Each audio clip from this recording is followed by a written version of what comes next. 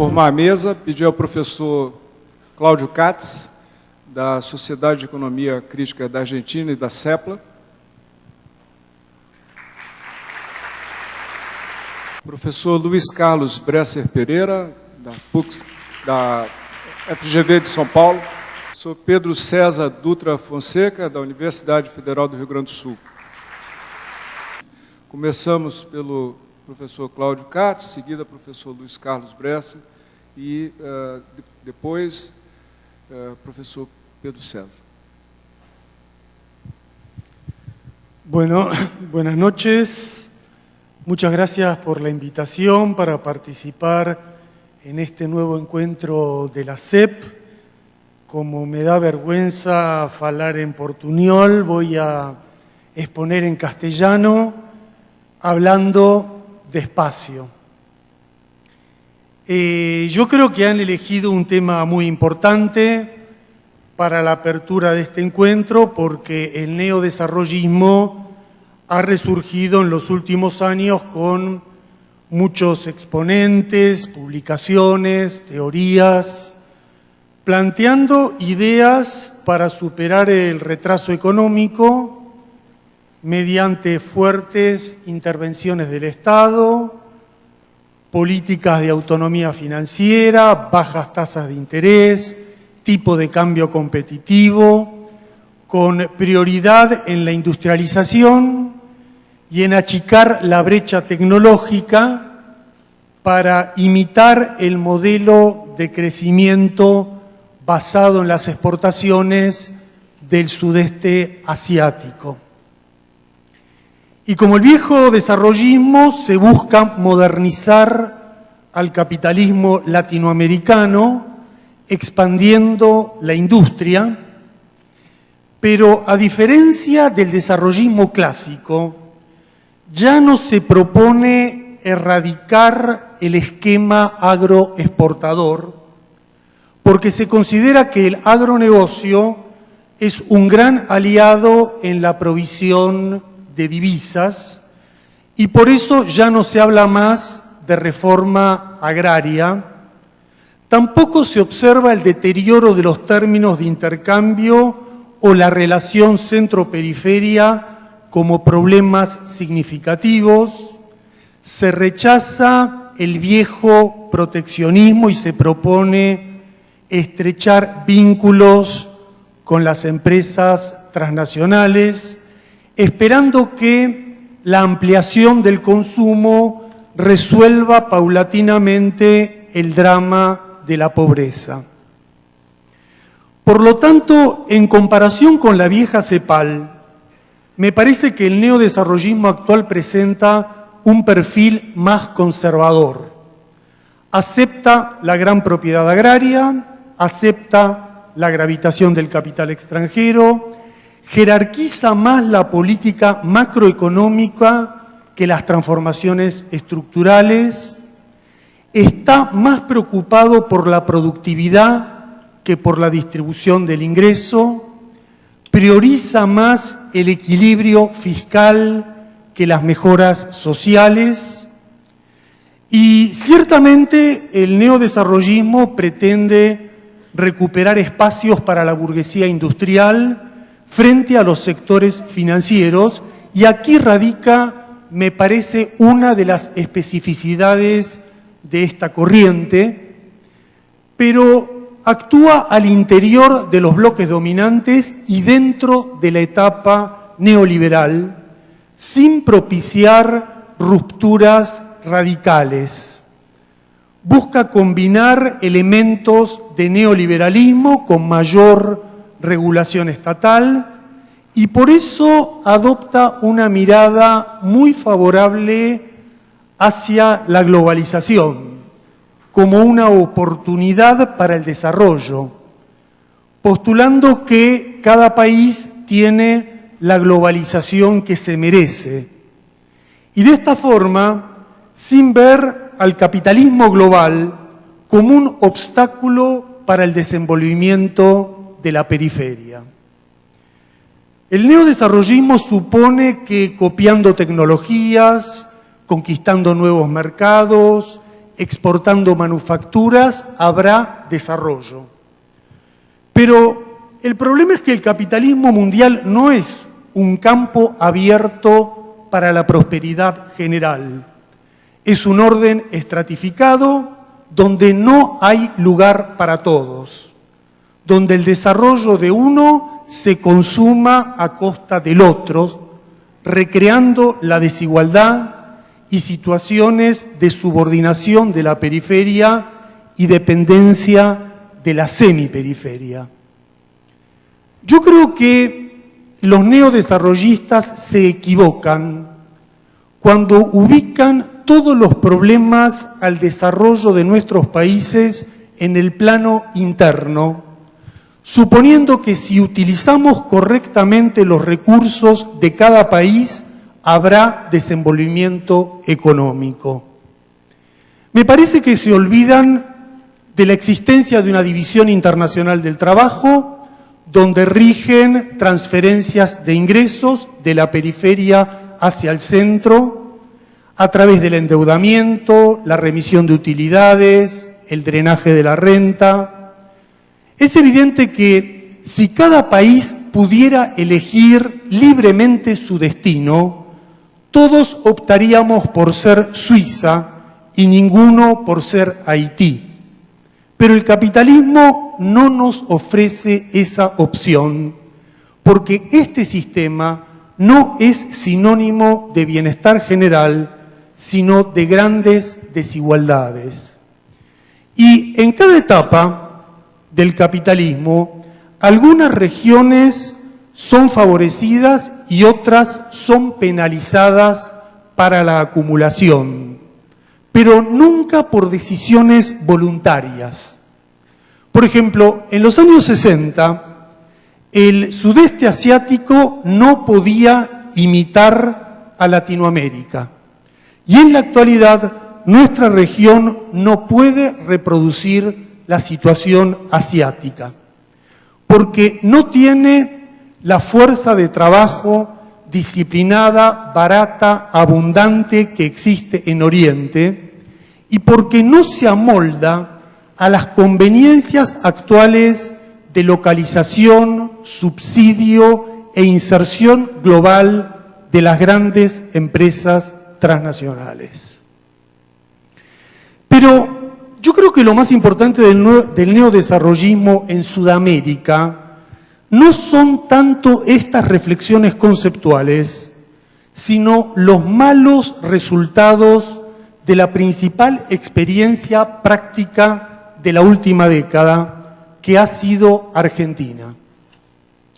Allí se registró el principal ensayo neodesarrollista, luego del colapso económico-social del 2001, cuando se recuperaron las ganancias y se valorizaron las exportaciones, hubo política económica de superávit fiscal, alto tipo de cambio, impulso al consumo, pero eso funcionó solo durante 4 años, entre el 2003 y el 2007. Luego empezó un proceso inflacionario con bajo crecimiento, que se agravó con los sucesivos fracasos para regular la moneda y el tipo de cambio. Y ahora, en el 2014, ya volvimos en la Argentina a las tensiones clásicas de nuestra economía. Ya tenemos de nuevo altísima inflación, con déficit fiscal, con maxi devaluación y con un gobierno que está terminando su gestión recurriendo al ajuste, volviendo al endeudamiento externo, con políticas de altas tasas de interés y reducción del salario real. Y estos problemas de Argentina no derivan solo de la crisis mundial, que tiene un impacto acotado sobre el país, sino que derivan esencialmente de los límites del ensayo neodesarrollista. De los problemas de un esquema basado solo en el empuje a la demanda y que dejó de funcionar cuando los capitalistas exigieron mayores ganancias. De un modelo que en el 2008 retrocedió cuando el gobierno perdió su disputa con el agronegocio, renunció a la apropiación estatal de la renta de la soja, se quedó sin recursos y ya no pudo financiar su proyecto económico. Y un proyecto que esperaba sobre todo comportamientos productivos de una burguesía que en lugar de invertir siguió fugando capital y aumentando los precios. Yo creo que el neodesarrollismo ha fallado en Argentina por su actitud temerosa y vacilante. No adoptó las medidas básicas para avanzar en un proyecto de crecimiento con igualdad mediante un control de cambios eficaz, una reforma impositiva progresiva, un monopolio estatal del comercio exterior y una nacionalización de los bancos. Ustedes seguramente sabrán mejor que yo cuántos elementos de neodesarrollismo tiene el modelo actual de Brasil, a partir de los subsidios a la industria, de la elevación del salario mínimo o del mayor consumo de la clase media. Yo sé que algunos de ustedes estiman que aquí rige un modelo neodesarrollista, que hay otros que piensan lo contrario, que algunos adoptan una caracterización intermedia, pero en cualquier caso, me parece que para discutir el neodesarrollismo tenemos que tomar muy en cuenta el caso argentino, porque fue un proceso neodesarrollista explícito, duró una década y al final afloraron todos los problemas que entraña este modelo. Que son problemas no solo económicos, son problemas también políticos, porque el neodesarrollismo se propone generar un proyecto explícitamente burgués. Es un proyecto que demanda protagonismo a los capitalistas, postulando que el resto de la comunidad debe aceptar el liderazgo económico de los empresarios como algo normal, como algo conveniente, y olvidando además que la vieja burguesía nacional, que privilegiaba el mercado interno y la creación del empleo en los años 50 y 60, ha sido reemplazada en toda América Latina por una nueva burguesía local que promueve la exportación, la reducción del costo salarial y que privilegia más que en el pasado las ganancias inmediatas. Hay muchos neodesarrollistas que aseguran que, sin embargo, fortaleciendo al Estado habrá desenvolvimiento. Y yo creo que hay que tener cuidado con esta idea. Hay que tener cuidado porque yo creo que si ese reforzamiento del Estado consolida el poder de los grupos dominantes, continuará el enriquecimiento de una minoría a costa del resto de la población. Hay otros colegas, por ejemplo en mi país, que apoyan el neodesarrollismo señalando que este tipo de pensamiento retoma argumentos nacionalistas, planteos patrióticos, críticos del cosmopolitismo liberal. Y a mí me parece que hay algo de esto, pero es un nacionalismo más atenuado y sobre todo un nacionalismo sin ningún tipo de resabios antiimperialistas. Es más bien, yo diría, un tipo de regionalismo que de nacionalismo, y donde el neodesarrollismo está esencialmente preocupado por apuntalar negocios de las nuevas empresas multilatinas que actúan en el Mercosur buscando negociar desde allí tratados comerciales con Europa y con Estados Unidos. En síntesis, yo diría que el neodesarrollismo actual es un programa diferenciado del viejo desarrollismo y del neoliberalismo. Hasta ahora es un proyecto de fracciones, de sectores de las clases dominantes, no del grueso de la clase dominante.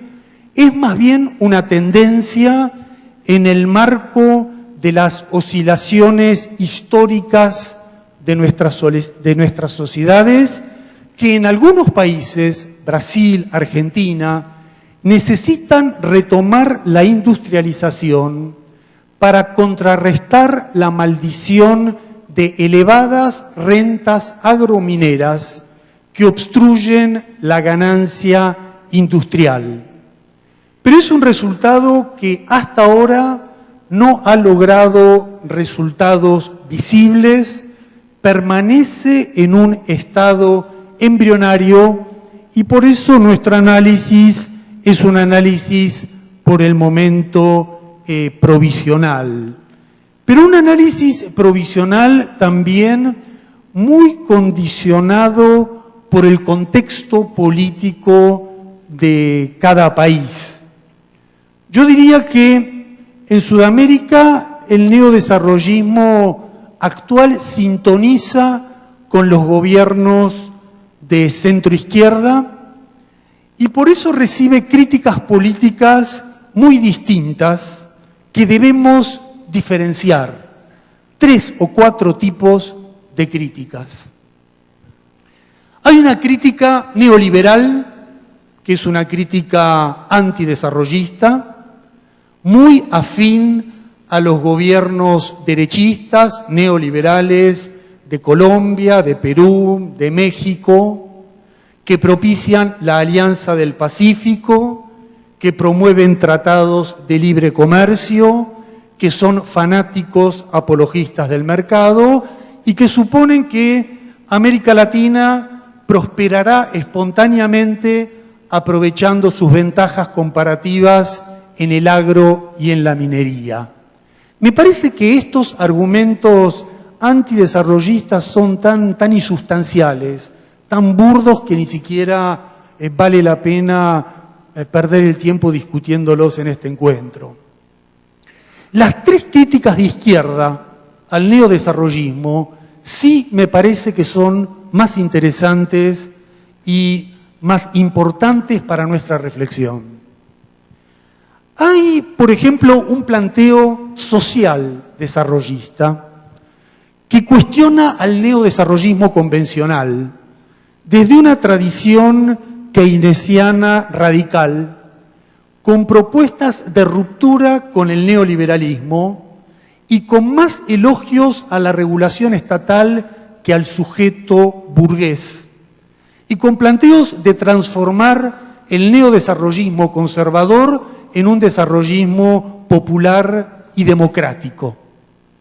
Yo creo que son cuestionamientos interesantes, importantes, aunque un poco contradictorios, porque por un lado promueven un proyecto capitalista y por otra parte proponen reemplazar el protagonismo burgués por la gestión estatal. Y si piensan que los capitalistas no pueden o no deben gestionar su propio modelo, yo no veo ninguna razón para que el resto de la sociedad promueva este sistema.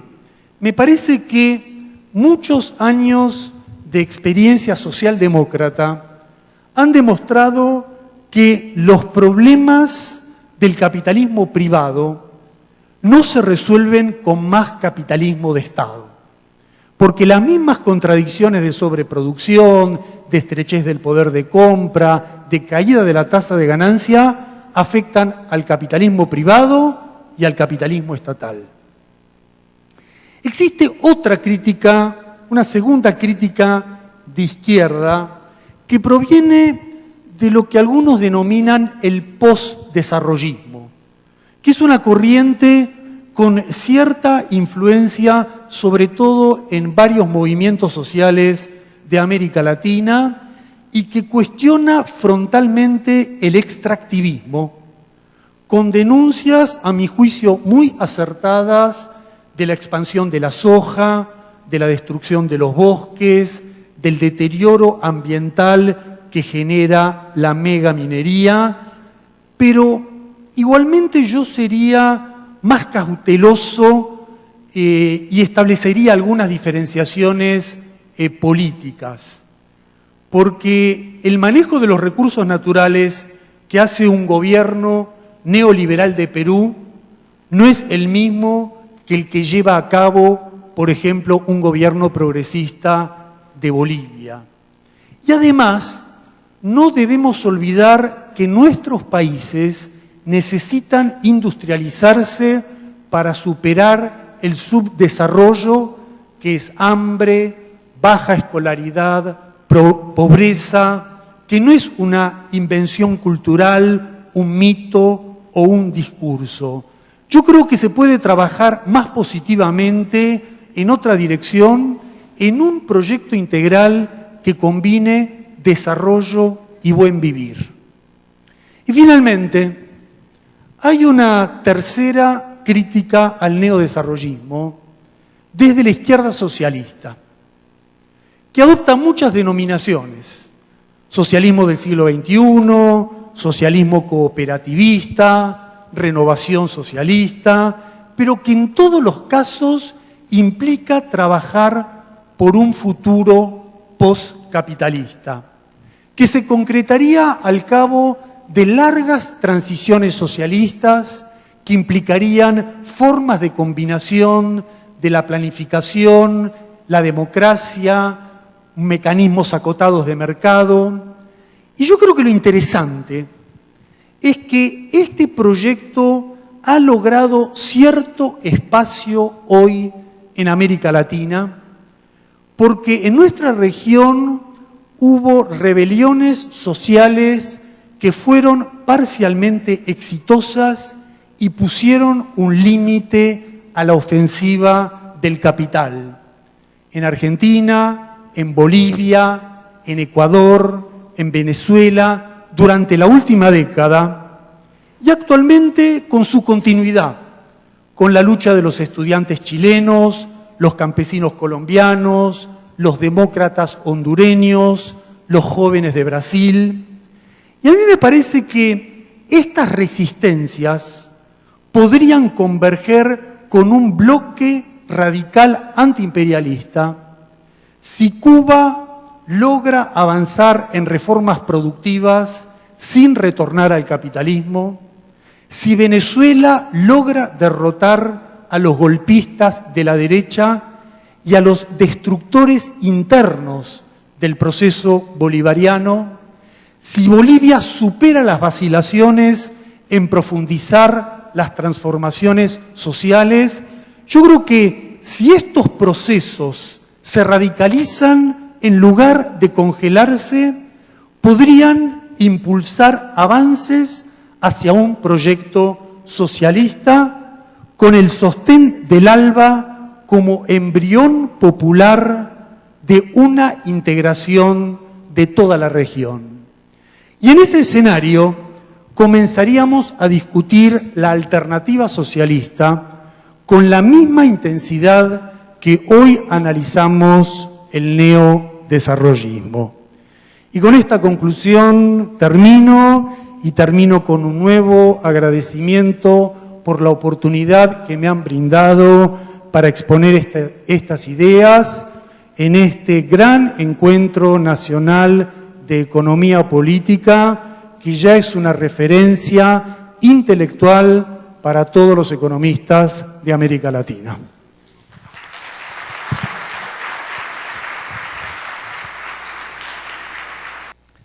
Bom, muito obrigado, Niemeyer, pelo convite.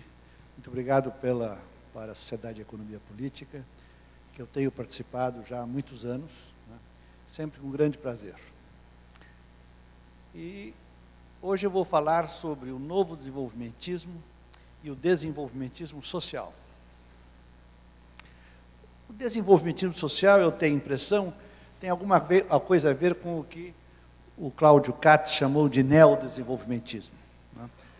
Parece que é esse nome que estão usando na Argentina, ou em outras. Mas aqui no Brasil, né, a expressão usada é desenvolvimentismo social. E eu quero opor esse desenvolvimentismo social a um novo desenvolvimentismo. Novo desenvolvimentismo este que também é social, mas ele tem uma outra natureza. Não é? É como você comparar um elefante com um automóvel. Duas coisas que não dá para comparar, né? A não ser que você diga, os dois são meios de transporte, né? Então, o que é o novo desenvolvimentismo? Está lá. O novo desenvolvimentismo é uma teoria, ou é um conjunto de teorias, né, sobre o Estado desenvolvimentista, então é a parte política da coisa, e sobre e tem também uma macroeconomia desenvolvimentista, ou uma macroeconomia estruturalista do desenvolvimento, é a mesma coisa, né? E, além disso, além de ser uma teoria do Estado desenvolvimentista e ter uma macroeconomia desenvolvimentista, o novo desenvolvimentismo contém uma série de políticas que decorrem dessas teorias. Então, é normativo. Enquanto que o desenvolvimentismo social é um fenômeno realmente existente, né? É o nome, é a forma assumida, por exemplo, aqui no Brasil, pela política econômica e social nos governos Lula e Dilma. Esse nome, desenvolvimentismo social, foi dado a esse sistema pelo ministro e doutor em economia, né, Aloysio Mercadante, quando ele defendeu a sua tese de doutorado na Unicamp. Eu era membro da banca, inclusive, ele deu esse nome. E me parece um nome razoável, porque realmente há uma preocupação social muito forte nesses governos, e há uma preocupação desenvolvimentista, que nós vamos ver não muito bem sucedida. Pode passar? Então, o novo desenvolvimentismo tem uma teoria nova, isso aqui também é importante. A jovem que participou da mesa original, reclamou fortemente das teorias que vocês aprendem aqui. E disse, onde é que está a moça bonita que estava falando? E disse que essas teorias não têm nada a ver com a realidade. E, realmente, a teoria neoclássica nada tem a ver com a realidade. Vocês precisam de teorias que digam respeito à nossa realidade concreta e real. Então, o novo desenvolvimentismo tem uma teoria nova, que é concreta, real, histórica, né? Usa, portanto, fundamentalmente o método histórico, que é o método de Marx, né? Tem por trás uma coisa que Marx nunca pensou, que é uma macroeconomia do desenvolvimentista, enquanto que o desenvolvimentismo social é uma prática, né? É um desenvolvimentismo realmente existente, apoiado em teorias frouxamente definidas. Uma coisa muito vaga e velha, geralmente. O que é o Estado desenvolvimentista? Quer dizer, o Estado desenvolvimentista é o mesmo, tanto... é o mesmo, se o mesmo está mal explicado aí, está errado. Quer dizer, é o mesmo tanto para o novo desenvolvimentismo, como o desenvolvimentismo social. Quer dizer, ele supõe regulação e planejamento dos setores monopolistas, enquanto que o Estado liberal, né, o neoliberal, o Estado limita-se a garantir a propriedade dos contratos, a política macroeconômica, especialmente uma política cambial ativa, ali tem uma política apenas monetária ativa, uma carga tributária elevada para financiar o estado do bem-estar, aqui é uma carga tributária baixa, capitalista e rentista. Capitalistas rentistas não gostam de pagar impostos, ninguém gosta, mas eles especialmente, que são os mais ricos. E, finalmente, uma coalizão de classes desenvolvimentista versus uma coalizão de classes neoliberal. Sobre isso vale a pena 2 palavras. O desenvolvimentismo não é revolucionário, não se trata de implantar o socialismo no Brasil. Eu gostaria muito que isso fosse possível, mas me parece que isso não está realmente com uma possibilidade concreta para os próximos, para os meus filhos e para os meus netos, que já têm a idade de vocês, né? Então, o que nós precisamos é que haja desenvolvimento e que haja menor desigualdade e proteção do ambiente. É isso que nós precisamos. São essas 3 coisas concretamente. Agora, para isso é possível, quer dizer, por outro lado, é absolutamente impossível governar o capitalismo sem os capitalistas. Impossível. Eles têm uma coisa muito simples, que é o direito de veto. Eles param de investir. E quando eles param de investir, né, você, como governante, para de governar, porque o país para. Quer dizer, nós vimos isso acontecer este ano que passou, o que está passando, quando a presidente Dilma foi obrigada a recuar, quando os empresários começaram a segurar o investimento, né? Então, é preciso governar com os capitalistas. Agora, há 2 tipos de capitalistas. Há os capitalistas empresários, ou produtivos, como dizia o Marx, no livro 3 do Capital, né? E os marxistas esqueceram dessa parte. Há os capitalistas produtivos, são os empresários, e há os capitalistas rentistas, ou improdutivos, que vivem de aluguéis, juros e dividendos. Quer dizer, então, o desenvolvimentismo é a associação dos trabalhadores, da burocracia pública, da classe média e da classe média jovem e dos empresários produtivos. Contra quem? Contra os capitalistas rentistas e os financistas que administram a riqueza dos primeiros. Bom, aqui tem um diagnóstico, que não consigo ler aí daqui. Aqui tem um diagnóstico por que o baixo crescimento do Brasil depois de 1994. 94 porque é o Plano Real. Depois do Plano Real esperava-se que o Brasil ia crescer fortemente. Não cresceu, não está crescendo. Por quê?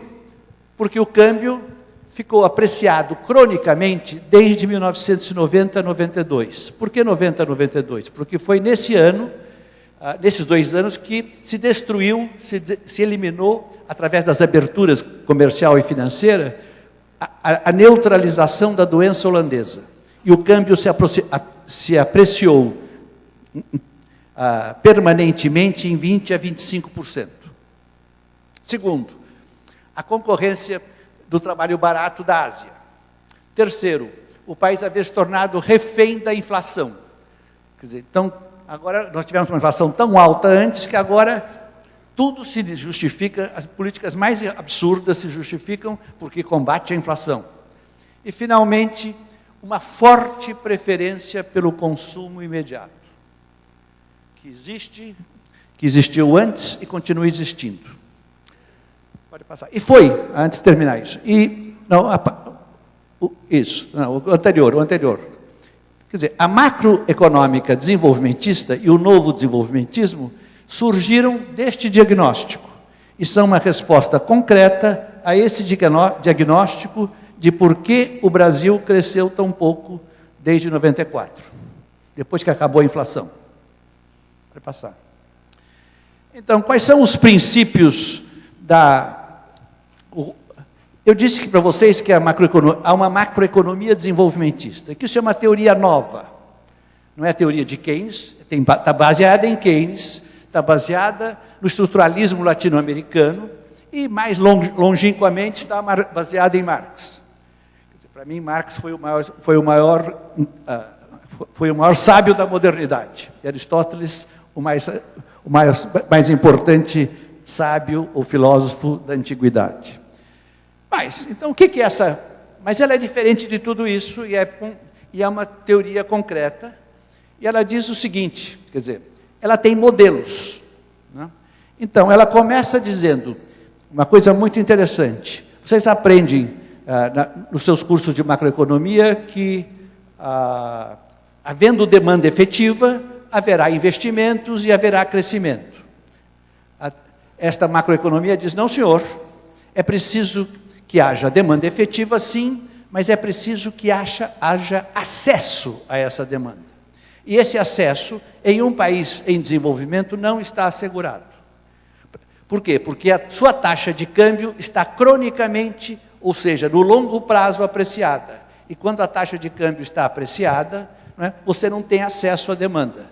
Quer dizer, a taxa de câmbio é como um interruptor de luz que conecta ou desconecta as empresas competentes que você tem no seu país, não só do mercado externo, mas também do próprio mercado interno. Segundo, os investimentos dependem da taxa de lucro, isso é Keynes, né? Da taxa de lucro esperada, que depende, isso não é Keynes, porque o Keynes tem uma teoria fechada, e esta aqui é aberta, depende da taxa de câmbio, que é essa que conecta ou desconecta. Naturalmente dado e de um baixo nível de taxa de juros. Aí tem uma tendência, né? Como existe uma tendência à deterioração dos termos de intercâmbio no estruturalismo latino-americano, ou como existe uma tendência no modelo de Marx à queda da taxa de lucros, aqui também tem uma tendência. E essa tendência fundamental é a tendência à sobreapreciação cíclica e crônica da taxa de câmbio, a qual deprime os investimentos, naturalmente. Estava dito lá. Quais são as causas? São outros modelos, tudo é um modelo sistemático. Quais são as causas dessa tendência à sobreapreciação cíclica e crônica? Cíclica porque você vai de crise em crise. Tem uma depreciação violenta, aí se aprecia, depois fica apreciado um bom tempo, aí vem outra crise, porque você se endividou externamente em moeda estrangeira, isso é muito importante, moeda estrangeira, aí você quebra, né? Eles param de financiar a sua dívida, você quebra, e aí começa outro ciclo. Quais são as causas disso? É a doença holandesa, e há um modelo para a doença holandesa nessa teoria. Outro é a alta taxa de substituição da poupança interna pela externa. Eles vendem para nós que a poupança interna, o imperialismo vende para nós que a poupança externa vai se somar à interna. É falso. Em grande parte, ela substitui a poupança interna e aumenta o consumo e não o investimento. Inclusive os investimentos das empresas multinacionais. Terceiro, o modelo de inflação dependente de âncora cambial, quer dizer, a prática de você usar a taxa de câmbio para controlar a inflação. Isso é uma coisa de uma perversidade absoluta, né, contra o país. Também é perverso você usar o preço das estatais para controlar a inflação. É quase tão perverso. E, finalmente, o populismo cambial. Não, finalmente não. Terceiro é o populismo cambial, que também segura a taxa de câmbio. E há uma outra coisa, o populismo cambial que faz... O que é populismo cambial? O populismo cambial é que existem dois tipos de populismo econômico. Há o populismo que você vê nos jornais sempre, que é o populismo fiscal. É o Estado gastar mais que arrecada de forma irresponsável. Ele deve gastar mais que arrecada contraciclicamente, mas não em todo momento para eleger o candidato. Então, isso é o populismo fiscal. Isso é uma coisa má. Agora, há um outro populismo que é tão mau quanto, e que aí os ortodoxos acham ótimo, né? Que é o populismo cambial. É você apreciar o câmbio, isso segura a inflação, aumenta o salário de todo mundo, aumenta os rendimentos, não só os salários, os rendimentos de todos. E depois você quebra, mas se você conseguir se reeleger antes, está ótimo para você, está ótimo para... Então, isso é todo um sistema. Pode passar. Muito bem.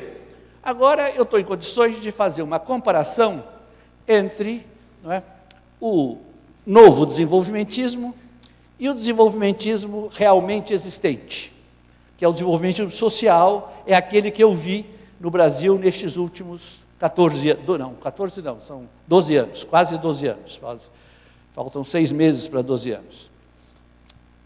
Então, o que é que aconteceu e como é que se compara uma coisa com outra? Eu tenho aqui na esquerda o desenvolvimentismo realmente existente, e vocês vão ver que esse desenvolvimentismo realmente existente, esse desenvolvimentismo social, né, não obedeceu em absoluto a muitas das prescrições ou que saíram da teoria, né,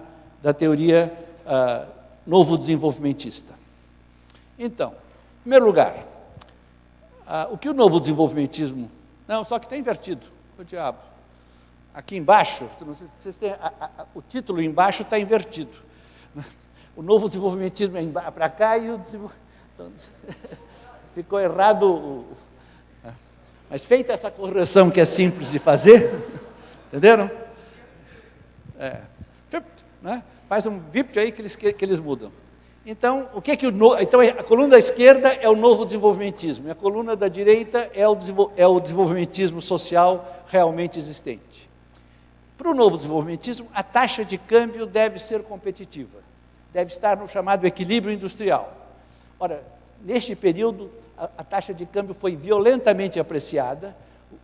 O presidente Lula recebeu a taxa de câmbio a preços de hoje a 6,20 mais ou menos reais por dólar, né? E entregou para Dilma a 1,80 a preços de hoje por dólar. Então foi uma apreciação brutal. Não há nada mais anti-novo desenvolvimentista do que isso. Segundo, o novo desenvolvimentismo diz que é preciso impor um imposto sobre as commodities, imposto de exportação. Isso é fundamental para neutralizar a doença holandesa. Nem se falou nisso, nem se quer falar nisso. Terceiro, o novo desenvolvimentismo diz que, em consequência desse imposto e em consequência das políticas que se adota, o país deve ter um superávit em conta corrente. Pequeno, mas um superávit.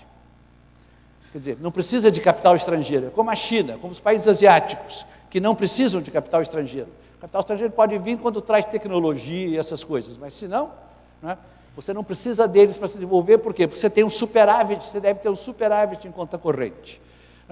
Nós estamos com um imenso déficit em conta corrente. Nosso déficit está agora quase em 4% do PIB. Isso é um escândalo, coisa completamente equivocada. Quarto, a estratégia sport-led na transição e depois equilibrada. Então, eu vou discutir isso no slide próximo. 5. A exportação de manufaturados é possível e necessária. Porque o velho desenvolvimentismo era muito pessimista em relação a isto, e o que aconteceu agora nesse desenvolvimentismo social é que as exportações de manufaturados caíram fortemente. Estavam fortes no começo do governo Lula, quando a taxa de câmbio estava muito depreciada, até mais do que precisa, mas depois foram sumindo e acabaram. Mas aí sobrou o mercado interno, e aí todo mundo ficou feliz que sobrou o mercado interno. Aí mais 3 anos e o mercado interno foi capturado pelas importações e as indústrias brasileiras, ficaram sem exportações e sem mercado interno. Um desastre. E desindustrialização todo o tempo. Finalmente não. 6. O novo desenvolvimentismo diz que você deve ter responsabilidade fiscal. Só gasta mais contraciclicamente, nos momentos de recessão. Fora disso, não.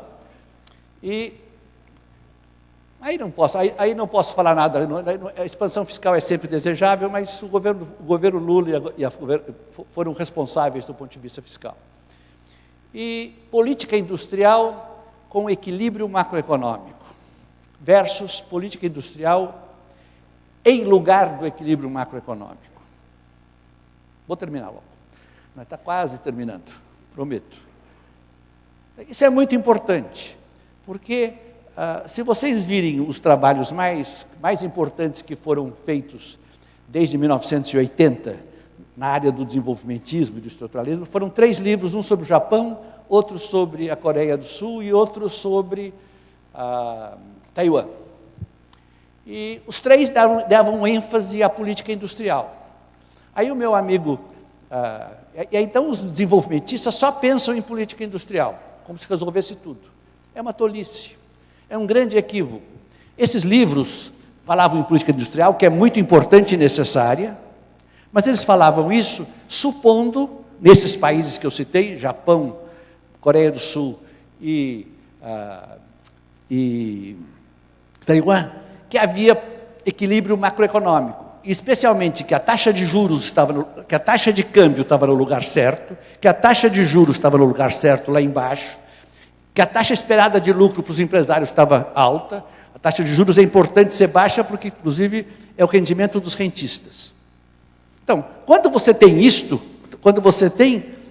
você respeita a macroeconomia desenvolvimentista, aí política industrial é ótima. Agora, fazer política industrial como foi feita agora no governo do Dilma, sem ter os preços macroeconômicos no lugar certo, não funciona. Pode passar. Bom, mas eu disse a vocês que o ponto 4 ali, o 5, era o problema da estratégia de crescimento, e que eu falaria para vocês depois sobre isso. Então é aqui, neste gráfico. Então, há uma discussão sobre a estratégia de desenvolvimento, se essa estratégia de desenvolvimento deve ser sport-led ou wage-led. Essa oposição é um grande equívoco. Essa oposição nasceu de um artigo escrito por um economista indiano, chamado Baduri, que é uma simpatia, e um outro que eu não conheço, que é o Sr. Marglin, mas é um importante economista também. E, se você forem ler atentamente esse paper, é um paper de 1992, no Cambridge Journal of Economics. Quer dizer, você percebe que o wage-led só é possível se você estiver no modelo de substituição de importações. Ou seja, só é possível se você tiver barreiras alfandegárias muito altas para importação. Porque senão acontece o que aconteceu aqui no Brasil. Você faz um modelo wage-led, foi o que o governo fez, quer dizer, aumentou salários, aumentou fortemente o salário mínimo, que foi ótimo, né? Com isso os outros salários aumentaram, por outro lado a economia no segundo governo Lula, né? Esquentou, né? Por causa dos preços das commodities, né? Então, apareceu um mercado forte interno para as empresas. Elas perderam o mercado externo, não conseguiu mais exportar, mas, em compensação, então, isso era a maravilha do modelo wage-led. Mas, como você não tem barreiras alfandegárias altíssimas, você não está mais, nem pode estar no modelo de substituição de importações, esse mercado interno foi capturado, como eu já disse. Então, qual é a alternativa? A alternativa é você ter, né, sim, você pode ter um modelo wage-led, que está equivocado no meu entender, você pode ter um modelo equilibrado e você pode ter um modelo sport-led. Mas como é que se mede isso? Através do coeficiente de abertura da economia. Então, se o coeficiente de abertura da economia estiver diminuindo, é substituição de importações, é wage-led. Isso está superado para o Brasil. Equilibrado é quando o coeficiente de importações não está nem aumentando nem diminuindo. E sport-led é quando você está aumentando o coeficiente de importação e, portanto, também de exportação. Agora, o que acontece com o novo desenvolvimentismo? O novo desenvolvimentismo diz o seguinte: no curto prazo, na transição, quando você faz a depreciação para colocar a taxa de câmbio no lugar certo, porque a taxa de câmbio no Brasil está incrivelmente apreciada, quando você põe ela em torno de 3,10, 3,20, que é o nível, que seria o equilíbrio correto, nesse período de transição, aí você vai ser sport-led, sim. Porque você vai estimular os investimentos, e os investimentos vão ser feitos tanto para o mercado interno quanto para as exportações. Mas, uma vez que essa transição termina, e que rapidamente ela termina, né, aí você volta a ser equilibrado, ou seja, o coeficiente de importações e exportações se estabiliza no nível adequado para um país grande como é o Brasil. Pode passar? Os resultados da estratégia wage-led, né, desse desenvolvimentismo social que nós tivemos, foram o quê? Redução da desigualdade. Isso foi a grande realização, porque o social foi importante e deu certo. Essa é a grande dívida que nós temos com o governo do PT. Estou terminando. Agora, onde é que está? Aumento do... O mercado interno foi captado pelas importações, baixo crescimento, grande déficit em conta corrente, fragilização financeira, necessidade de recuar, aumentando os juros, e fracasso do projeto de formar uma coalizão de classes. Agora, o último slide. Agora, o novo desenvolvimentismo é social, sim senhor. Ele é social por dois motivos. Ele é social, primeiro, por vontade, por design, porque as pessoas que estão envolvidas neles acham que a distribuição de renda no Brasil é escandalosamente desigual e precisa ser melhorada. Segundo, por necessidade, porque nós estamos numa democracia, e numa democracia é impossível você ter um desenvolvimentismo que não seja social. Você não é reeleito se você fizer um desenvolvimentismo à lá os militares, né? Agora, mas como é que você diminui a desigualdade? Não é apreciando o câmbio. Isso é absurdo. Você diminui a desigualdade pondo taxas de juros baixas, para diminuir o rendimento dos rentistas, aumentando o salário mínimo, acima da produtividade, isso foi feito. Terceiro, aumentando a despesa social, o que vem sendo feito também. E o que não vem sendo, fazendo imposto de renda progressivo, isso é fundamental, não vem sendo feito, nem se discute. E imposto sobre heranças. Então, o desenvolvimentismo pode ser, mas tem que ser uma coisa séria, baseada na realidade e na teoria. Obrigado. Bom, boa noite a todos. Gostaria de agradecer a CEP e cumprimentar o pessoal aqui de Santa Catarina, os professores, os alunos, os técnicos administrativos, pela organização do evento. Bom, na verdade, né, eu vou só usar 2 slides, tá? Dado o adiantado da hora. E eu gostaria de dizer inicialmente que eu penso, né, que o convite para participar dessa mesa partiu porque eu escrevi há um tempo, uns 2 ou 3 artigos criticando a proposta do professor Bresser do novo desenvolvimentismo. Na verdade, quando apareceu a palavra neodesenvolvimentismo, eu inclusive fiquei em dúvida do que ela se referia, e eu vi aqui que está sendo meio considerado como sinônimo de desenvolvimentismo social ou a experiência do governo Lula ou de alguns outros países da América Latina. Eu não interpretei dessa forma, eu não considero que o governo Lula seja uma experiência desenvolvimentista. Existe uma inflexão com relação ao governo anterior, que eu em vários indicadores, em vários aspectos, mas não nesse aspecto do desenvolvimentismo. Então, antes de eu me concentrar no que eu quero, que é na proposta do professor Bresser, eu só queria deixar claro que há umas 3 ou 4 coisas no governo Lula que é difícil se considerar que façam parte do core do desenvolvimentismo. Que não é questão da distribuição de renda, porque distribuição de renda não faz parte do core do conceito de desenvolvimentismo, porque há desenvolvimentismos com concentração de renda e com distribuição de renda. Essas experiências históricas sempre foram nesse sentido. E distribuição de renda, por outro lado, não é específico de governos desenvolvimentistas. Até existe governo de desenvolvimentista desse tipo, mas faz parte também de governos trabalhistas, de governos socialistas, de governos sociais-democratas. Qual é o problema do governo Lula para se chamar de desenvolvimentista e que não é nenhuma ofensa? Primeiro, que não tem uma centralidade na questão da industrialização. A desindustrialização existente no Brasil, ela é muito além do que se imagina. Ela é superior à da Argentina, em termos relativos e absolutos.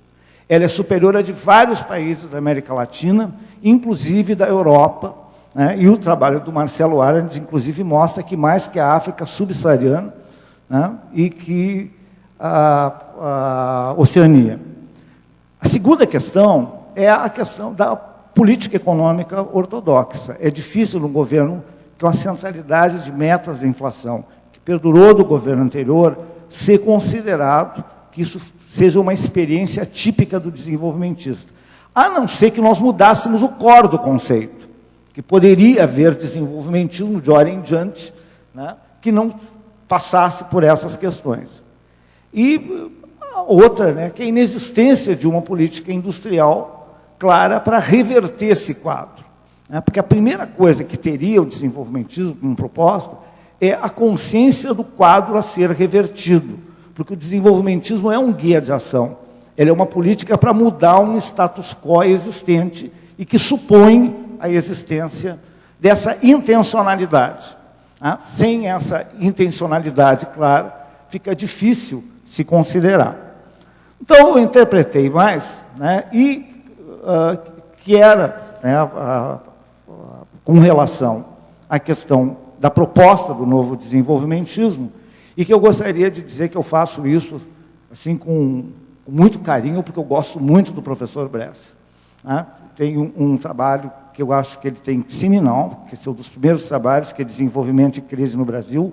O professor Bresser faz 80 anos neste mês, e está aqui na CEP mostrando a cara, trazendo as suas propostas, fazendo inclusive coisas que outros da velha geração do desenvolvimentismo não fazem mais, porque não participam mais do debate. Então, ele é uma pessoa que merece, né, o nosso aplauso, e ele sempre preocupado com o país e trazendo as suas propostas e dando a mão à palmatória, né, para receber. Então, é com esse carinho, né, que eu faço, inclusive, esse tipo de proposta. E eu acho que essa questão do age-led, né, profit-led, que ele mesmo mencionou, eu peguei esse fio da meada para sintetizar, porque eu tenho pouco tempo, e eu acho que a discussão começa por aí mesmo. O debate internacional na literatura é sobre o age-led e profit-led. Aí que começou esse debate, e antes do Baduri foi o Kaldor quem trouxe essa discussão. E a questão era essa, se a gente tinha um crescimento que era induzido pelo crescimento dos salários ou era pelo crescimento dos lucros. A proposta do age-led, ela era sempre mais próxima, onde a esquerda, né, em certo momento, começou a levantar essa proposta, que era possível haver um crescimento dessa forma. Eu vou dizer para vocês que eu, no começo, tinha uma certa aversão, porque me lembrava um tipo de um subconsumismo, né, que era um pouco de crescer liderado pelo consumo, ou dessa forma. Hoje, um pouco, eu mudei de ideia com algumas hipóteses por trás. Né? E a ideia do profit-led era uma ideia mais próxima do neoliberalismo, que se chamaria, né? Que precisaria, então, ter fundamentos macroeconômicos, investir na educação, nos direitos de propriedade, enfim, dando credibilidade à economia cresceria e que precisava os lucros terem essa tranquilidade para garantir o crescimento econômico. Mais ou menos o que a gente chamaria da proposta neoliberal. No Brasil, o debate ele não se centrou na questão age-led e profit-led. Ele tomou um corpo próprio. Dada a realidade brasileira, o debate foi adaptado para ser o age-led versus export-led, que é um crescimento, então, guiado pelas exportações. Na verdade, é uma reatualização do velho debate, de uma economia voltada para dentro do seu mercado interno ou para fora. Tá? Uma reatualização, não é a mesma coisa, mas é uma adaptação a uma nova realidade histórica que surgiu. O que eu entendo que seja o novo desenvolvimentismo, a proposta do novo desenvolvimentismo tal qual é formulada, é que ela é export-led. Tá? E não é verdade, eu não concordo com o professor Bresser, que o age-led, com uma economia que cresce, liderada pelo salário, seja específica da substituição de importações. Aliás, em poucos momentos no Brasil isso aconteceu, porque o desenvolvimento do Brasil na substituição de importações, ele foi feito majoritariamente com concentração de renda, ou pelo menos sem mexer na distribuição de renda. Ele não foi o age-led típico. Né? Não, é difícil se pegar essa experiência histórica brasileira, né, para se colocar dessa forma. A forma que o professor Bresser entende que é, pegando pelo coeficiente de importações, na verdade, ele não quer dizer o age-led ou o export-led. Né? A economia se abrir ou se fechar, não quer dizer que ela seja liderada ou não por salários. O exemplo que se tem é que, no governo militar, a economia brasileira era fechada. Correto? Era muito mais, chegava a ser 8% o coeficiente de abertura, e era uma economia com enorme concentração de renda. Não existe uma relação necessária entre o age-led e coeficiente de importações. Agora, passa o outro slide para nós, por gentileza. Eu peguei esse quadro aqui, vai ser o último que eu quero mostrar, que é essa diferença apresentada nesse artigo do professor Bresser, de 2006, onde ele contrapõe o que ele chama o antigo desenvolvimentismo com o novo. Esse aí foi, em parte, né, o artigo que eu escrevi com a professora Maria de Lourdes Molo, que está aqui presente.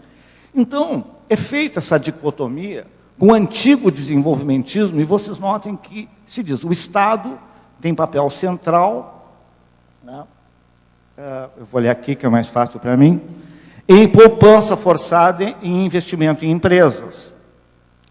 É protecionista e pessimista, certa frouxidão fiscal e certa complacência com a inflação. Note que sempre a carga negativa é dada para as palavras do antigo.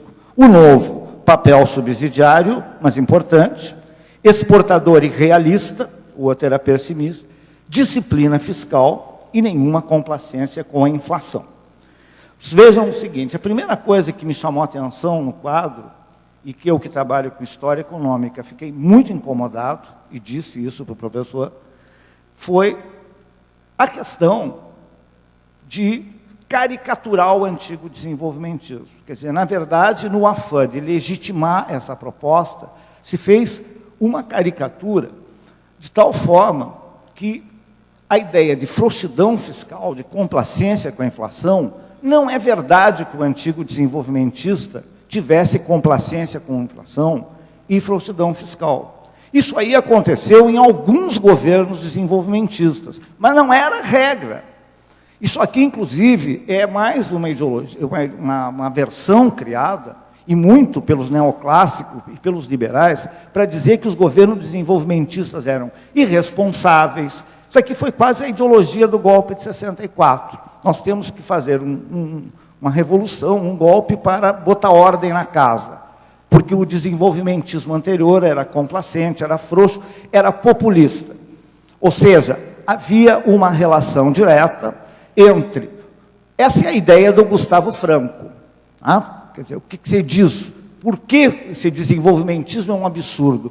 Porque ele é complacente com a inflação, ele tem desequilíbrio fiscal, ele ignora os orçamentos, ele faz gasto a varrer. Note o seguinte, isso não é verdade, pessoal. O Brasil, na era do desenvolvimentismo, saiu da 24ª economia do mundo, em 1930, para 80, para ser a 7ª ou 8ª. Foi o período da história brasileira que mais cresceu. Fim da década de 80 em diante, quando acaba esse ciclo, o Brasil perde posição relativa e absoluta em termos internacionais. Eu vou pedir para tu passar o gráfico posterior e depois vamos voltar para esse. Vocês notem que esse gráfico aqui mostra para a gente, de um lado, está mostrando a relação do PIB brasileiro. De um lado, com relação ao PIB dos Estados Unidos, que está em azul, e depois em vermelho, com relação ao PIB mundial, que eu não tenho a série histórica toda.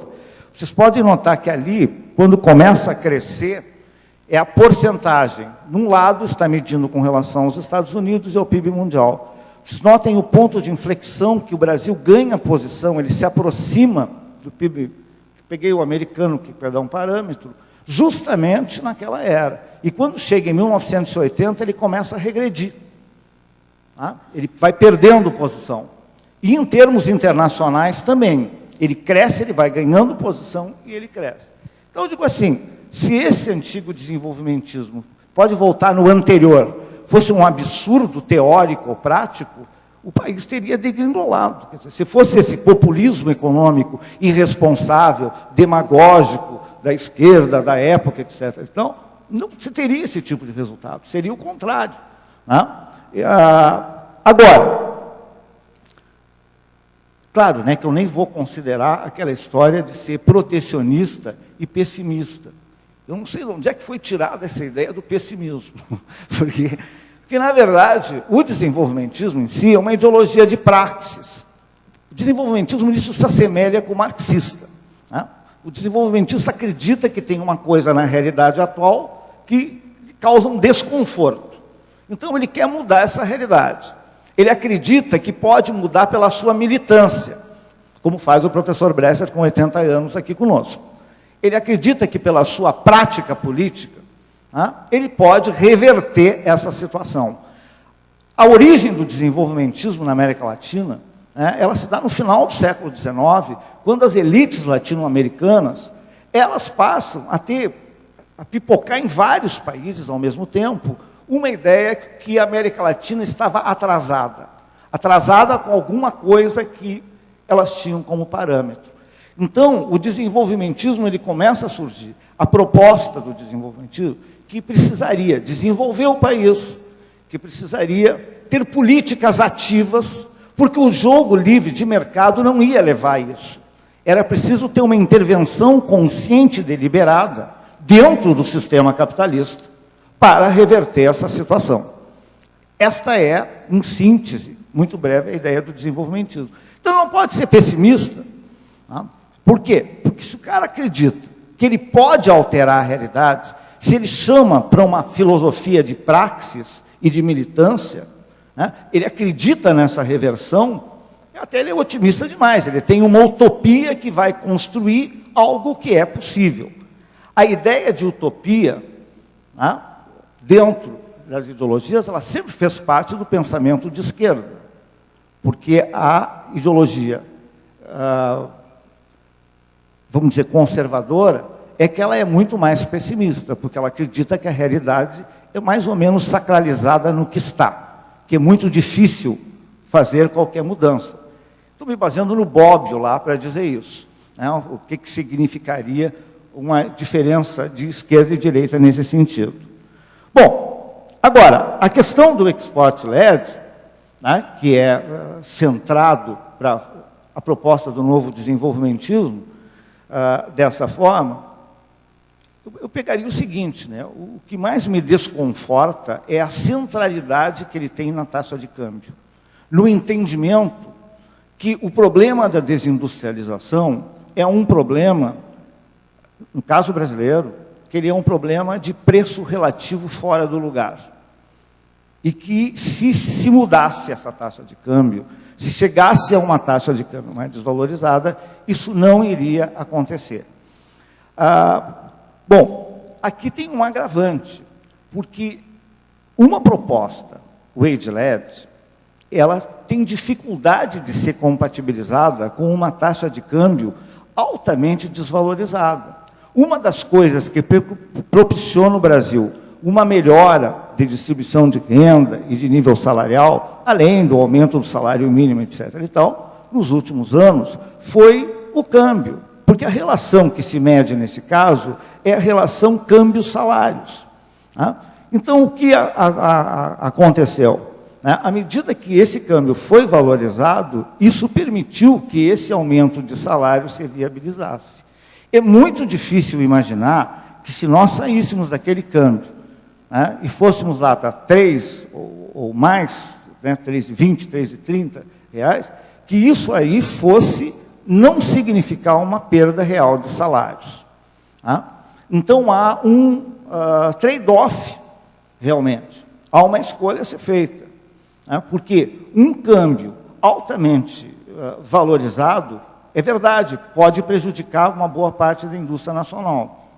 Agora, ele também, né, e vai melhorar o problema lá do balanço de pagamentos. Agora, um câmbio altamente desvalorizado, ele pode incitar uma perda nessa distribuição de renda. É muito difícil, porque tu prepara a economia para a exportação. Tá? Isso, quer dizer, a gente tem que ter consciência que não é apenas alinhar esta vez. Uma economia export-led é uma economia que sempre é voltada para uma plataforma de exportação. Ela vai precisar de sempre se basear em câmbio desvalorizado e salário baixo. Tá? Não vai ser, uma vez que isso vai acontecer, vai ser alinhado esse preço relativo e depois as coisas vão fluir. Então, essa proposta, né, é a que mais me preocupa. Me preocupa porque, na verdade, esse câmbio desvalorizado, a centralidade na taxa de câmbio, ele deixa de ver algumas coisas relevantes. Como, por exemplo, o problema do balanço de pagamentos, a proposta é feita de se ajustar via balança comercial. Então, é a economia exportadora do setor produtivo que vai fazer frente a um possível desequilíbrio da balança comercial. Tá? Ora, a gente tem, se pode pensar nesse sentido, tá? Que quem comanda é a conta capital. quem levou muito a esse câmbio valorizado não foi o problema de balanço de pagamentos aqui no caso brasileiro, foi a conta capital nos últimos anos. Então, imagine que taxa de câmbio teria que ser necessária para fazer esse tipo de ajuste de equilíbrio. A pensar que os setores que competem internacionalmente, como de agronegócios, de minérios, eles continuaram exportando sem nenhum problema, com a taxa de câmbio em 1,60, 1,70. Quem ganharia com essa taxa de câmbio desvalorizada era a indústria tradicional brasileira. E aqui eu acho que há uma certa coerência, porque imagina o seguinte, se a questão central vista seria com relação ao capital financeiro, a proposta do novo desenvolvimentismo não seria a centralidade na taxa de câmbio, mas seria na taxa de juros, porque é via taxa de juros que esse capital financeiro é atraído para o país e é por essa taxa de juros que ele é mantido aqui dentro, garantindo esta rentabilidade ao capital financeiro. Então, há uma certa coerência. Ele diz, a taxa de juros não é importante, o que é importante é a taxa de câmbio. Em termos relativos, vamos dizer assim, uma com relação à outra. Agora, claro que daí, eu não preciso de uma política industrial hard, porque o entendimento é que a taxa de câmbio vai resolver. Mas vejam o seguinte, pessoal, o que passa pela minha cabeça, eu acho, de mais estrutural seria o seguinte, a desindustrialização brasileira não é um problema de preços relativos. É uma forma que o Brasil está entrando, ou entrou, ou ameaçou entrar, numa nova divisão internacional do trabalho, que é liderada pelos países asiáticos, e esses países asiáticos, no caso da China, claramente, o Brasil se transforma em um exportador de minérios e de produtos primários. Então, isso é muito mais que preço relativo. É uma mudança estrutural, e o que está se propondo é que o Brasil entre nesse ciclo, aproveite esse ciclo como exportador, porque dificilmente a indústria brasileira tradicional vai conseguir competir com os produtos chineses, com aquela taxa de câmbio chinesa e com aquele salário chinês. Então, nessa situação, fica difícil se concordar com essa proposta. Ele está me fazendo, eu acho que sinal que está chegando no meu fim. Poderia alongar nessa questão, mas evidentemente não vou alongar. Mas eu diria, então, para finalizar, o seguinte. Não é novidade, nas ciências humanas e na economia, que muitas vezes os conceitos, quando eles vão e descem para a realidade histórica, eles expressam a sua contradição. Na verdade, o que no Brasil se chama de export-led, na minha opinião, é o profit-led. Porque vocês vejam bem, a economia voltada para a exportação, ela significa o quê?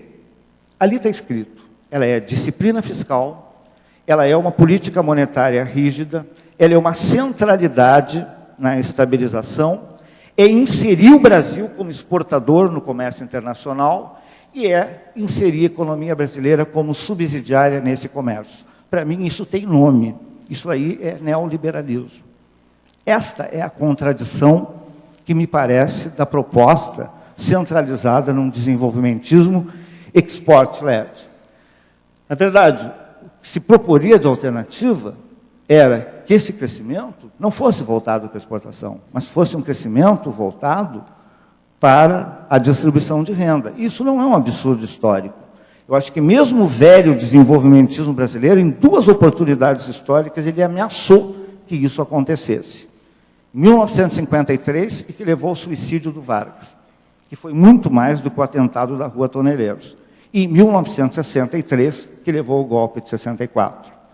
Houve prenúncios no desenvolvimentismo brasileiro dele se transformar numa coisa que não era ser o profit-led. Só que, historicamente, isso aí foi derrotado. Agora, retomar a proposta, hoje, como exportação, sinceramente, eu considero que isso não difere muito do que está acontecendo hoje. né, e o que vem acontecendo no Brasil desde a década de 80. Obrigado.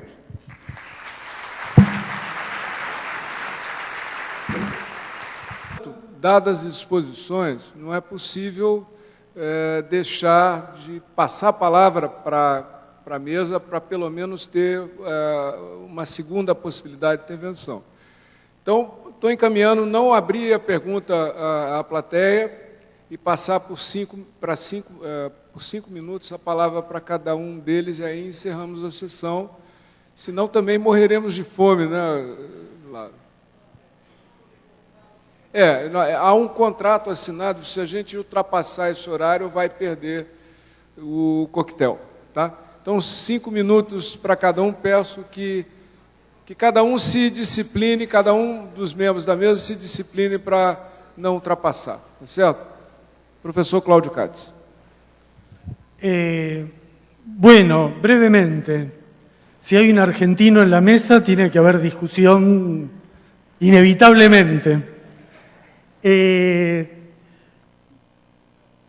cositas muy breves. Hemos escuchado que no es posible el socialismo.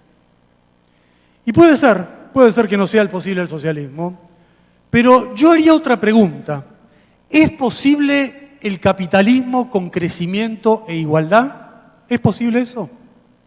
Si uno mira lo que está ocurriendo hoy, no en América Latina, en el mundo, lo que tenemos es destrucción del estado de bienestar en Europa, desocupación de la juventud en Grecia, catástrofe social en países como España, pérdida de la vivienda de los trabajadores norteamericanos y un aumento impresionante del desempleo y la desigualdad, para no hablar de la catástrofe climática a la cual puede llevarnos el capitalismo por el calentamiento global.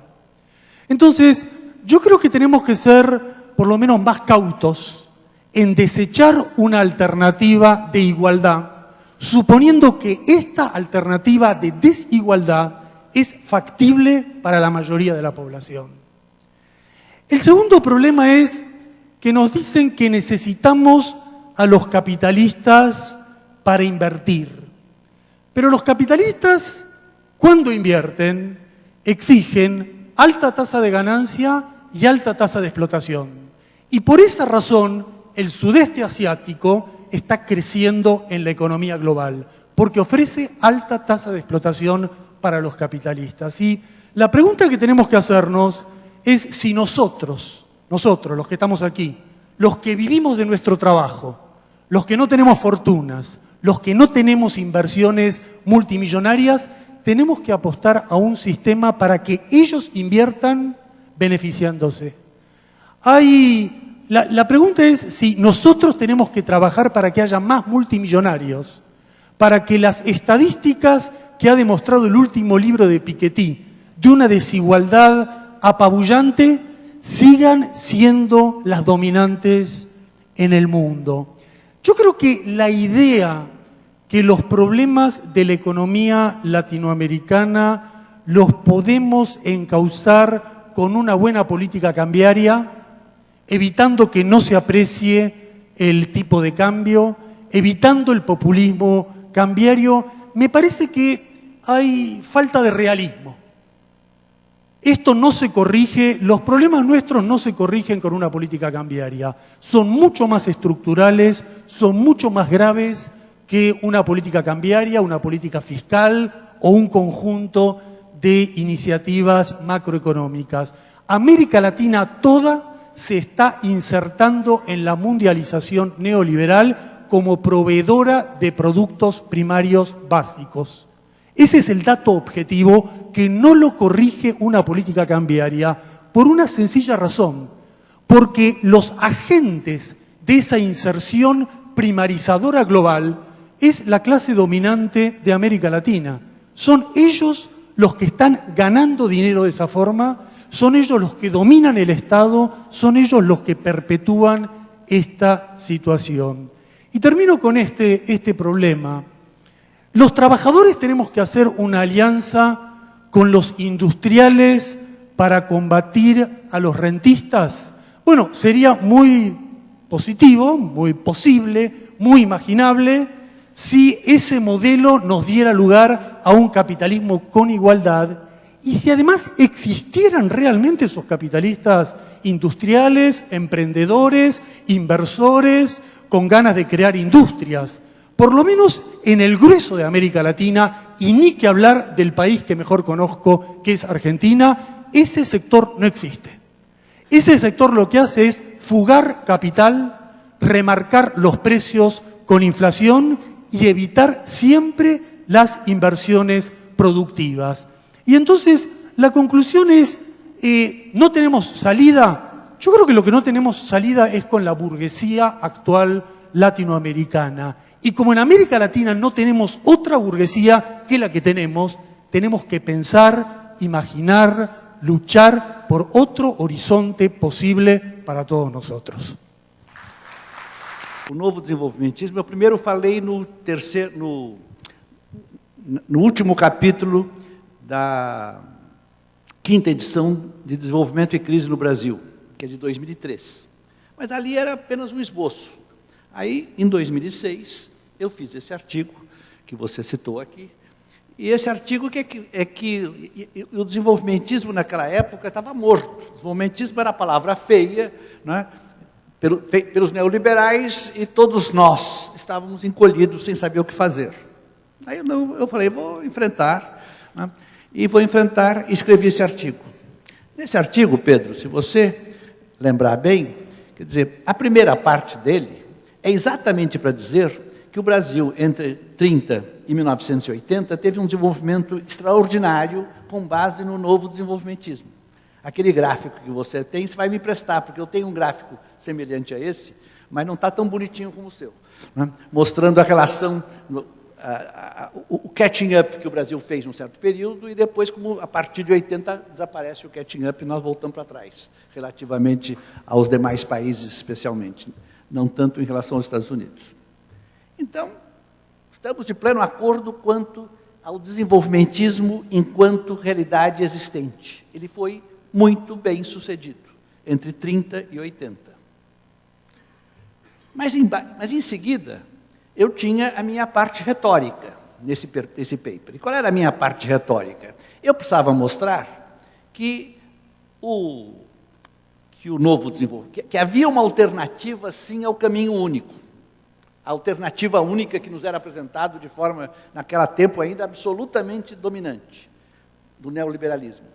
Então, e aí, quando eu fiz isso, naquela época não estava muito claro para mim, só recentemente ficou, quando eu separei claramente uma coisa é o desenvolvimentismo enquanto realidade existente, e outra é enquanto proposta, teoria e proposta. Né? Então, quando eu faço aquele quadro, o velho desenvolvimentismo, o antigo desenvolvimentismo ali, é, em termos retóricos, aquilo que eu estava vendo que os velhos desenvolvimentistas estavam repetindo para mim. E as últimas experiências que nós tínhamos tido de desenvolvimentismo no Brasil e na América Latina. Não era mais o desenvolvimentismo realmente existente. Então, neste caso, e aconteceu então o contrário do que aconteceu agora no governo Lula. Porque no governo Lula, agora, e Dilma, agora, quer dizer, a teoria é melhor, né? e a prática é mal sucedida, basicamente. Então, essa é a primeira coisa. Nesse ponto, então, quando eu falo em pessimismo, aí o pessimismo está faltando uma palavra ali, é pessimismo exportador de manufaturados. Quer dizer, o modelo de exportações partia do pessimismo exportador de manufaturados. E é fundamental um termo, mas você veja, no desenvolvimentismo antigo, a partir de 67, com o Delfim, o Brasil passa a exportar manufaturados com enorme êxito. Né? A frouxidão fiscal e a complacência com a inflação não é o que aconteceu na realidade, é aquilo que me diziam os meus amigos desenvolvimentistas na época e, infelizmente, continuam dizendo muitos deles. Esse é o primeiro ponto. O segundo ponto é quanto à centralidade da taxa de câmbio. E aí você até propõe uma centralidade alternativa, que é a centralidade da taxa de juros. Então, se eu fosse dizer qual foi o paper, agora na parte da teoria, qual foi o paper inicial que eu fiz nessa área? Foi um paper chamado Uma Proposta de Crescimento com Estabilidade, que eu fiz com o Nakano. E o tema fundamental era a taxa de juros, não era a taxa de câmbio.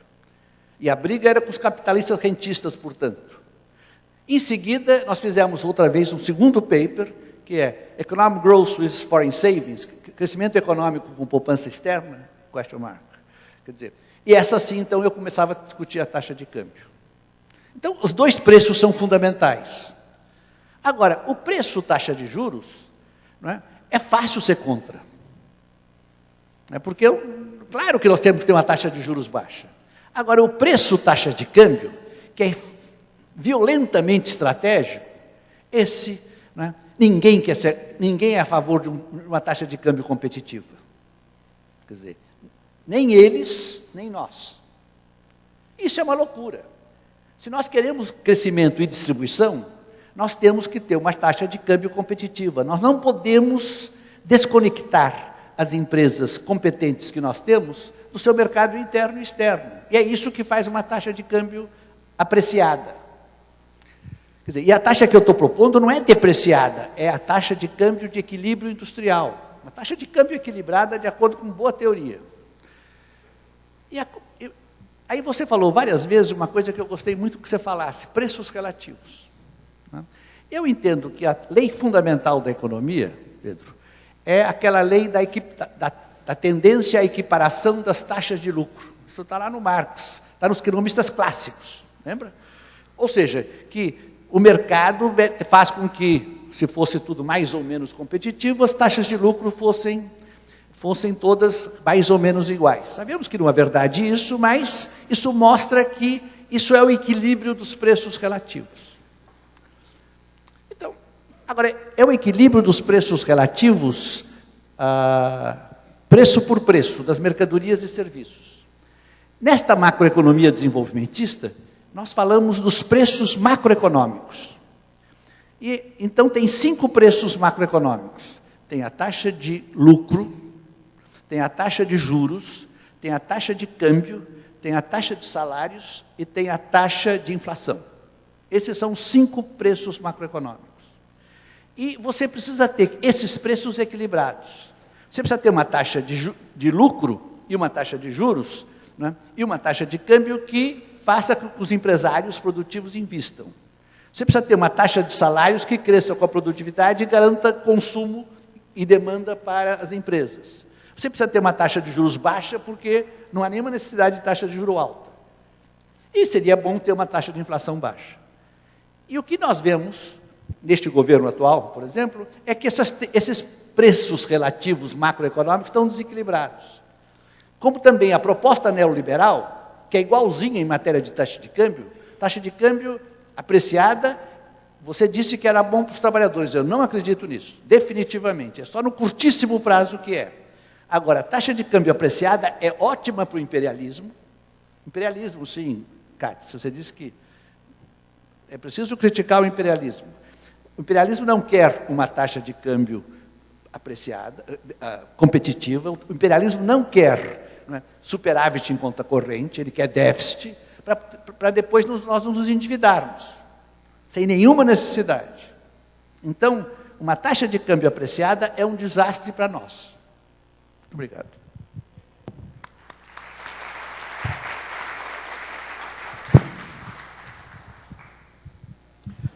Bom, vou ser muito breve, porque eu acho que, até por uma questão de caridade com as pessoas que estão aqui essa hora. Mas, olha, o Bresser, eu acho o seguinte, em primeiro lugar, eu fico incontente,